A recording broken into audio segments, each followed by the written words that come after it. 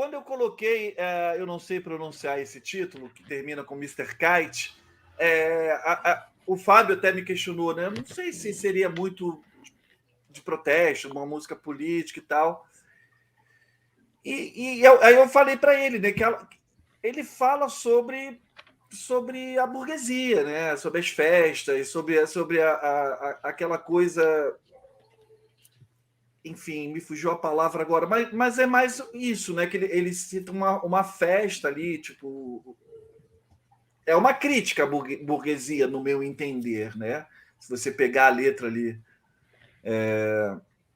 não só sobre um espetáculo circense. A história original diz que John comprou um cartaz. Sim, o pôster lá, né? E contou a história do cartaz. Mas ela também conversa com isso que a gente está falando aqui. E também conversa com uma coisa que é muito importante quando a gente está falando de Beatles, é que naquele momento no Reino Unido, a questão das classes, ela era muito cristalizada, quase como castas. Quase como na Índia. Mesmo que a pessoa ganhasse muito dinheiro, mesmo que ela ficasse muito rica, ela não trocava de classe social. Ela não ia virar nobre porque ela tinha muito dinheiro. Quer dizer, o jogo virou porque, né, a gente tem Paul como Sir, por exemplo. Um cara vindo totalmente da classe trabalhadora. Mas naquele momento, nunca que ia se conceber que um artista de música pop ia ter um título de nobreza. Então, assim, poderia ter o dinheiro que fosse, que ia continuar sendo o working class, né? Tanto que a gente também tem o working class hero nessa lista aqui. Temos. Então, essa crítica social a esse comportamento classicista que o John faz no discurso lá quando eles estão fazendo o Variety lá, o show de variedades real lá, a primeira vez que rola o termo bitomania, que ele diz, a plateia dos assentos baratos bate palma, a galera dos camarotes chacoalha a joia. Então, assim, mesmo que ele não queira, tem um penso crítico, né? Tem uma crítica nessa história. É que eu falei para o Sal, que é justamente por causa dessa história, e a gente que é muito xiita, bitomaníaco raiz... Atrelado, né? a raiz do negócio. Então, assim, quando ele falou assim, tá, mas a primeira coisa que me veio na cabeça foi justamente o pôster, a história, não sei o quê, as gravações, enfim, toda aquela coisa que a gente, né, vai lá na... Querer saber a cor da cueca que o John estava usando quando ele compôs ali e tudo. E aí era tipo assim... enfim. Da meia. Eu falei, não, precisa meia. Mas, enfim, então, assim, quando eu parei para pensar, ok, né, talvez, se a gente pensar por esse aspecto que você citou agora aí também, não tem como separar, né, o John...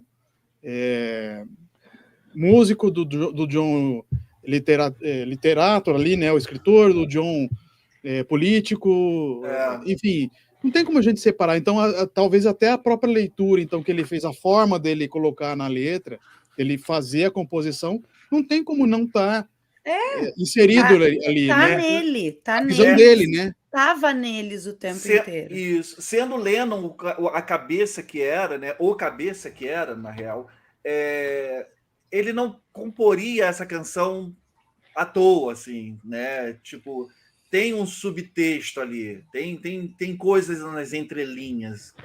Mas, dá para fazer essa leitura. Eu agora, não, lógico, eu vou discordar, vou fazer meu primeiro protesto, que eu acabei de ver aqui a lista. O maluco do Sal coloca o Being for the Benefit of Mr. Kite na lista, e nessa argumentação, nessa prosopopeia toda dele, ele não coloca o Happiness is a Warm Gun. Esqueci. Se você quiser fazer uma leitura toda alegórica da parada, o Happiness is a Warm Gun é mais uma canção de... Então, pera aí que eu vou falar mais uma que é mais ainda. The Continuing Story of Bungalow Bill. Também. Continuing Story, nessa coisa da Inglaterra vitoriana, né? Dessa Inglaterra imperial, o Continuing Story of Bungalow Bill, ela é de fato também uma crítica. Mas eu concordo com o Sal de que todas elas entram... O Happiness is a Warm Gun eu acho uma coisa um tanto quanto única, porque ela é uma canção... assim, vendo o Get Back e aquele humor sobretudo na segunda parte do documentário, que eu acho assim, falar que o John Lennon tá com um humor mais sóbrio é bizarro, mas é que no primeiro ele tá numa apatia, na primeira parte. Depois ele fica com seu humor nonsense mais restaurado, né? E tal. E porque a primeira parte é aquilo, ele não toma banho, não troca de roupa, ele não participa. Na segunda ele já tem esse humor ácido e nonsense dele. E o Happiness is a Warm Gun é bem isso, né? Uma colagem de John Lennons ali, e tem os John Lennons de protesto em Happiness is a Warm Gun, que não tem necessariamente uma linearidade no discurso. Ela é meio surreal nesse sentido. Mas o Mr. Kite e o Bungalow Bill, acho que ambas tocam nessa Inglaterra imperial, nessa Inglaterra vitoriana, que eu acredito que para os jovens, a gente vê muito esse tipo de crítica nos Kinks, né? Mas nos jovens ingleses dessa época, era uma coisa... Imagina, era um passado muito recente, o Império Britânico, né? Era algo que estava ali, na porta. O seu avô viveu. Se bobear, o seu pai viveu. Então, era algo muito ainda presente na vida deles, né? Então, aqui é uma crítica que talvez a gente tenha dificuldade de fazer por estar tão deslocado desse tempo histórico, desse contexto. E mas tem uma coisa de uma decadência que eles viveram, né? Eles não viveram o apogeu, eles só viveram a decadência. Liverpool, por exemplo, era uma cidade que era absurdamente rica durante o período vitoriano e que era totalmente decadente quando os Beatles nasceram, né? Não só porque foi destruída pelos alemães na guerra, mas antes já era. Então, eles só viveram o pior do Império Britânico, só a decadência. E o quanto a empáfia das pessoas que eram de outra classe social se mantinha mesmo tendo tudo se destruído e ruído, né? E a coisa também dessa provocação, desse gap geracional muito claro de assim, vocês destruíram esse país e agora a gente vai ter que reconstruir essa baderna aqui, né? Que também rolava, assim, com as pessoas mais velhas, né? Esqueci, eu vou incluir na lista que eu vou fazer depois e compartilhar para vocês. Alguém comentou aqui no chat, eu falei, caralho, esqueci mesmo. Acho que foi o Gustavo Estopa, comentou de Happiness, e o Fábio lembrou bem da continuação lá da história de Bungalow Bill, né? The Continuous Story of Bungalow Bill, que é aquele cuzão que vai caçar tigre. Foi com elefante. Mais um bicho pro disco. Mais um bicho pro disco. É a Arca de Noé de Vinícius. É a Arca de Noé dos Beatles. Tem o elefante, ele vai com um elefante para matar tigre, não é isso? Mais duas espécies para nossa arca. Que é uma coisa bem da Inglaterra imperial na Índia, né? É uma coisa bem horrorosa, enfim. Vamos passar para outra do Jorginho. Outra do Jorginho. Que é maravilhosa. Que é One for you, 19 for me. Que é Taxman. Né? Não é o motorista de táxi, tá, gente? Podia ser aí em Minas, né? O Taxman. Taxman. Aqui é o homem do táxi. O homem do táxi. O homem do táxi. Cara, eu acho... Tanto é que ela abre, né? Eu ia falar, eu acho ela brilhante, tudo, e eu acho que os outros 3 Beatles acharam também, porque ela abre um puta álbum dos Beatles, que é o Revolver, né? E, cara, a música é sensacional, a letra é daquela ironia, né, que o George Harrison tinha bastante concentrada nele, assim. Ele era clássico, né? Ele era muito, ele tem esse humor bem sarcástico, assim. Né? E essa ele mete a mão na política mesmo, né? Que ele cita o Harold Wilson e o Heath, que era do Partido Conservador, e nominalmente. Mas não foi ideia do Lennon? Não tem uma história de que citar eles dois foi uma ideia do Lennon? Se não me engano, eu já li algo. Não, eu acho que foi aquele verso do Now my advice for those who die, declare your pennies On Your Eyes. Tá, pode ser. Não, eu não estou desmerecendo a genialidade, pelo contrário, eu exaltei aqui porque o cara mandou muitíssimo bem. Eu acho que foi uma das